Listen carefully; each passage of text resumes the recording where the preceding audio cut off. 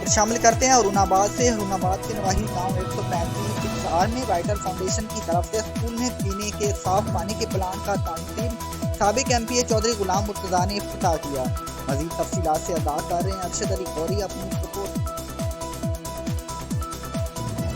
Vital foundation हुरूनाबाद अपने फलाही कामों की वजह से इलाका भर में एक जाना पहचाना जाता है। नवाही गांव 135 में स्कूल के बच्चों को पीने के साफ पानी की शदीद कमी थी। अहले दहिया और स्कूल स्टाफ की दरख्वास्त पर वाइटल फाउंडेशन की तरफ से स्कूल में आरओ वाटर फिल्टर प्लांट लगाया गया ताकि गर्मी में बच्चों को पीने का साफ पानी मुयसर आ सके। प्लांट का इफ्तिताह साबका एमपी चौधरी गुलाम मुर्तजा ने किया। इस मौका पर चौधरी अनवारुल हक, साबका chairman master Tanveer Ahmed, Mohammad Tahir, Chaudhary Saif, Abdul Khaliq, Mohammad Arfan, headmaster व स्टाफ समेत कसीर तादाद में अहले दहिया मौजूद थे, जिन्होंने इस नेक काम पर वाइटल फाउंडेशन का शुक्रिया अदा किया।